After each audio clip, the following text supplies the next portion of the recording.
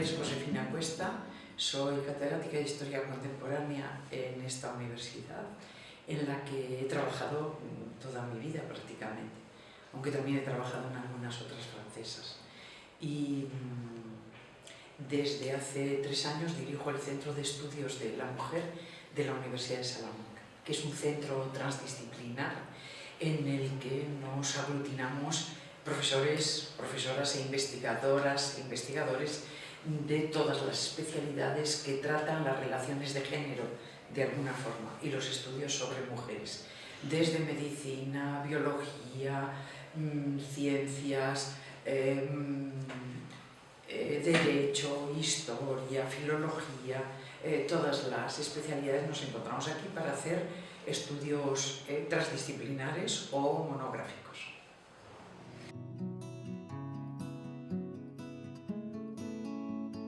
Se creó. El Centro de Estudios de la Mujer nació primero como un seminario de estudios entre eran investigadoras las que lo creamos, y nos reunimos una serie de investigadoras de sociología, ciencias sociales, derecho, historia, filología, para hacer estudios en conjunto y para hacer actividades, seminarios, etc. Ese seminario se transformó, nació en el año 98, muchas universidades españolas y extranjeras ya lo tenían.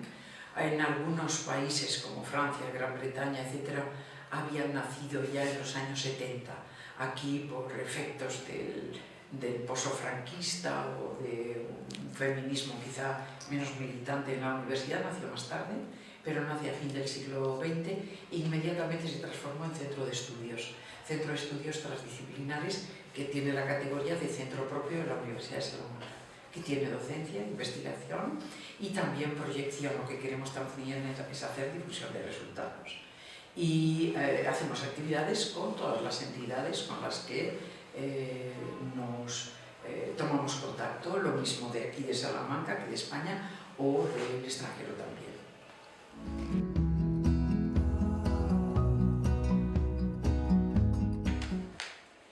El origen de la desigualdad entre hombres y mujeres está muy grabado en muchísimas sociedades, casi desde el origen de la humanidad. Ya el Génesis marca una pequeña o una fuerte desigualdad. Y es decir, que ya en las narraciones más o menos alegóricas, más o menos míticas, estaría ahí. En definitiva, hay sociedades donde no sucedió así, las matriarcales, pero son la mayoría. Y consideramos que la sociedad patriarcal nace como una acumulación del poder, como un proceso de acumulación del poder por parte de los hombres. Esto estaría discutido y alguna de las reflexiones llegaría a pensar que, dado que las mujeres tienen una capacidad única y especial, que es la maternidad, el género masculino respondería acumulando otros poderes, ya que no tiene esta capacidad y ha compensado con la búsqueda de otros poderes.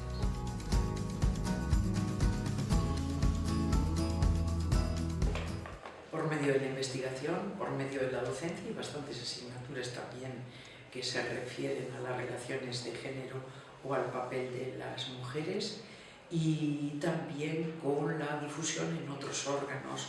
Hemos tenido actividades en la Casa de las Conchas, en cooperación con otros centros e investigaciones. Incluso tenemos una plataforma a nivel del Estado español de todos los centros, y ahí, por ejemplo, pues acudimos con demandas al gobierno o al Senado o al Parlamento, etc.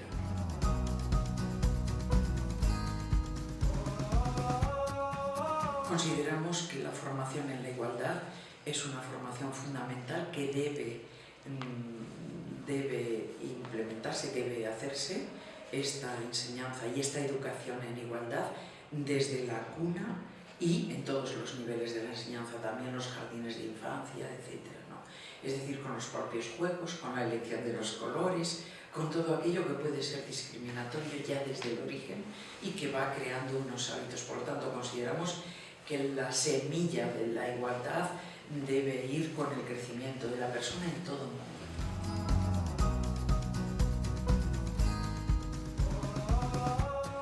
Yo diría que soy historiadora y por lo tanto voy a contestar con una respuesta de deformación profesional. La historia de la humanidad nos explica cómo es una historia integradora que hoy llamamos inclusiva. En un principio era solo la historia del poder y de los poderosos, de los reyes, y luego fueron entrando otros actores. Entró la historia del movimiento obrero, a la vez casi que el feminismo, entró a la vez también otro movimiento muy fuerte que era el antiesclavista. Ahora nos estamos preocupando por la historia de la infancia, es decir, o por la historia de pueblos subalternos o de pueblos sometidos o de pueblos aborígenes. Es decir, que la historia nos ha enseñado, y aquí la historia de las mujeres puede aportar a la emancipación también de los otros pueblos y las de los otros pueblos o grupos a los de las mujeres. La historia hace un esfuerzo de ir integrando en la acción y en el protagonismo social e histórico a todos los colectivos. Las mujeres han sido un 50-51% que ha estado excluido de ese colectivo, como los obreros han sido un 70% o un 80 o 90% de los trabajadores y también ha estado excluido, o la población de color en los Estados Unidos o en todo otro tipo de sociedades. Es decir, que formamos parte también las mujeres de esos grupos sociales o de esos colectivos que haciendo la historia no se les reconoce. Y el esfuerzo es de incluir. Y hay que señalar también que los primeros movimientos feministas nacieron del movimiento antiesclavista. Las mujeres nacieron luchando por la emancipación de la población de color. Y luego se dieron cuenta que su situación era también de dependencia y crearon un tipo de movimiento específico sin dejar de luchar en favor de los esclavos también, a mediados del siglo XIX.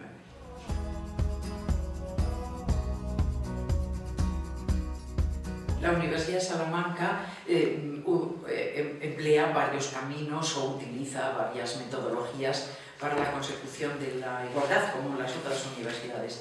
En nuestro caso, aparte de las funciones que he dicho del CEMUSA, esta universidad tiene creada una unidad de igualdad cuyos miembros son elegidos por el claustro y que se encarga de hacer esta unidad, es decir, aplica la igualdad por delegación del colectivo, por representación del colectivo general, y lo que hace son planes de igualdad.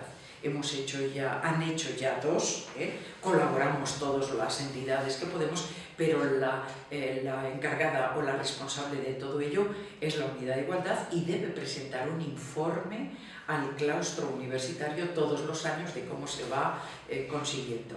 Lo que pasa es que hay nichos muy fuertes de desigualdad. Uno de los más conocidos, no solo aquí, sino en toda Europa, es que en la medida en que se sube en la escala académica, se incrementa el número de varones y disminuye el número de mujeres. En España, por ejemplo, el número de catedráticas, y en esta universidad andaremos por esas cifras, no supera el 20%, cuando ya llevamos en la universidad 150 años. ¿Qué sucede? Que ahí entramos en escalas de poder, ya no solo de trabajo. En las de trabajo diríamos que es más fácil conseguir una paridad o una igualdad, pero en escalas de poder es más difícil conquistar el poder. Quien tiene el poder no lo suelta a condición de que se lo reclamen o se lo arranquen. Por eso es necesario luchar, es necesario hacer planes y es necesario, aquí hay un debate fuerte, acciones positivas que hagan avanzar, porque si no la inercia llevaría a mantener la situación establecida.